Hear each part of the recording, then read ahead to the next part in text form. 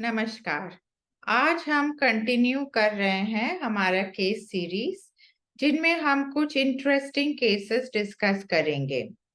आज हम डिस्कस कर रहे हैं अनएक्सप्लेन्ड इनफर्टिलिटी का एक केस।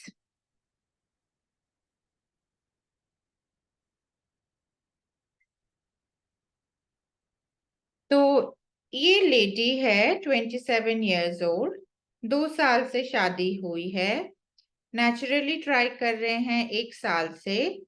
स्पर्म टेस्ट में 18 मिलियन और 30%, 22% मोटाइल, 30% नॉर्मल मॉर्फोलॉजी।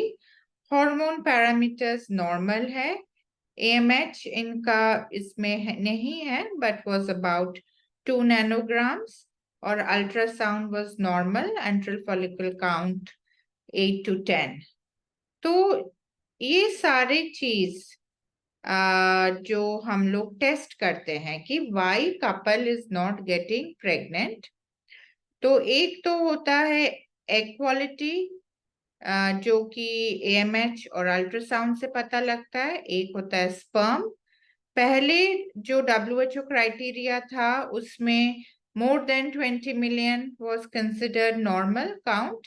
अभी 15 मिलियन हो गया है, जिनमें से active and progressive motility, very fast and slow progressive, A and B together 30%, ये सब नॉर्मल माना जाता है। अब जब ये टेस्ट हो जाता है तब हम लोग ट्यूब टेस्ट करते हैं। इस कपल में ट्यूब टेस्ट नहीं हुआ था, तो हमने ट्यूब टेस्ट किया, वो भी नॉर्मल था। तो फिर हमने डिसाइड किया कि इनको IUI के लिए ओव्यूलेशन इंडक्शन के साथ IUI करें।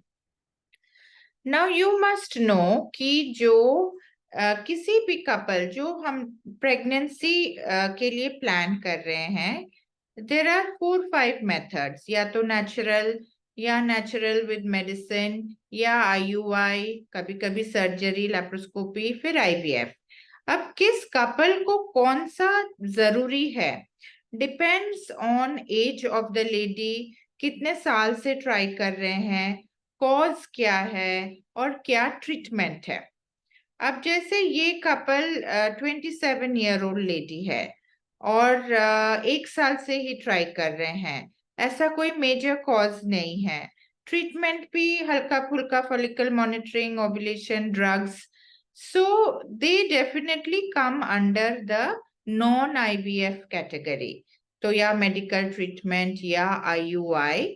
सो इस कपल में हमने IUI विद ओव्यूलेशन इंडक्शन सोचा है। अब यही कपल अगर लेडी 37 होती, या ट्यूब्स ब्लॉक होते, या स्पर्म काउंट बहुत कम होता, they would not have been a criteria for IUI। Now in IUI जो हम लोग ओव्यूलेशन इंडक्शन करते हैं, इसका मतलब हर मंथ में एक एग बनता है, एक फॉलिकल से एग रिलीज होता है। तो ओव्यूलेशन इंडक्शन करके, या तो जिस केसेस में एग्स ही नहीं बन रहा है, फॉर एग्जांपल पॉलीसिस्टिक ओवरीज, उनमें एग को मैच्योर कराते हैं, या जिनमें एग बन रहा है वो नंबर ऑफ एग्स को, नंबर ऑफ फॉलिकल्स को थोड़ा हम बढ़ाने की कोशिश करते हैं। 2 to 3 follicles is reasonable, but not more than that, because risk of फिर मल्टीपल प्रेगनेंसी बढ़ जाता है। इसमें कभी कभी हम लोग इंजेक्टेबल्स भी ऐड करते हैं, और लास्ट में रप्चर के लिए हम लोग HCG इंजेक्शन दे सकते हैं। नाउ फॉलिकल्स जो अल्ट्रासाउंड में हम लोग देख रहे हैं, उसके अंदर माइक्रोस्कोपिक एग होता है, nobody can see the egg. तो फॉलिकल रप्चर करके एग रिलीज होना, और वो एग ट्यूब्स के अंदर आना, और फिर स्पर्म से फर्टिलाइज करना is a very very microscopic process, and nobody can test all that। So anyway, इनका हमने एक साइकिल लेट्रोजोल से किया था, and it didn't work। So next cycle I added HMG, which is a gonadotrophin, और finally alternate day दिया हमने, day 3 day 4 से, और लेट्रोजोल भी साथ में था, और जब there were 2 follicles and when it reached, the lead follicle reached 18 millimeters, फिर हमने HCG injection दिया and did the IUI about 42 hours later, and thankfully she conceived and it was a positive pregnancy rate. Now I want to say a few things about IUI. For example,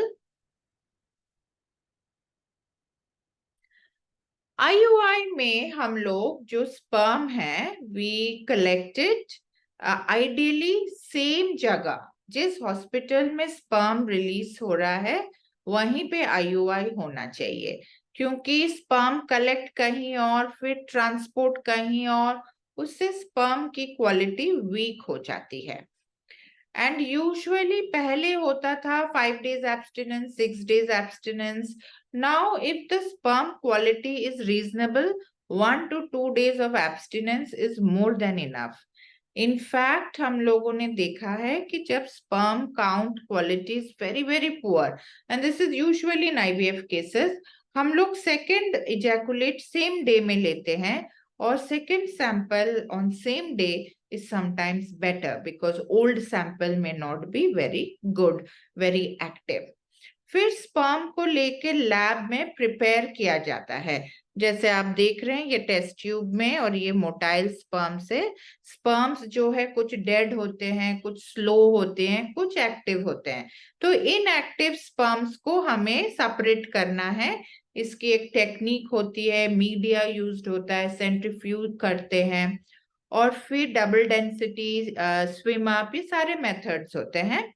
and then जो most active sperm को लेके, like you see यहाँ पे एक catheter के साथ हम लोग इंसेमिनेट करते हैं, और very gently it has to be pushed, and then the sperm kind of it gets released in the uterus, और फिर it has to find the egg.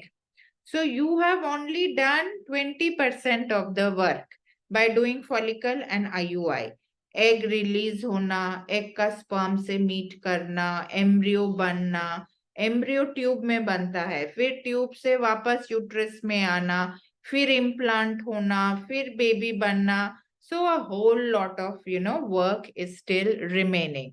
So therefore in IUI, the best pregnancy rate is about 20, maximum 25%, usually 10 to 20% per attempt. कभी एक cycle try करना होता है, कभी ज्यादा करने होते हैं. IVF is more than double the pregnancy rate.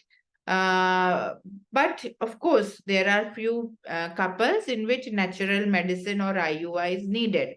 But couple को ये जानना जरूरी है कि IUI की प्रेगनेंसी रेट क्या है, सक्सेस का कितना चांस है, और if there is no success, then they should have the mental courage, stamina to go for future active, more active treatment like IVF or ICSI.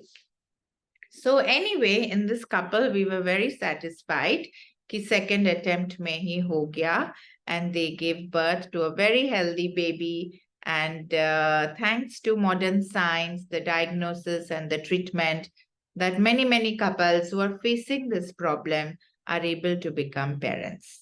Thank you. Till next time of our interesting cases. Goodbye.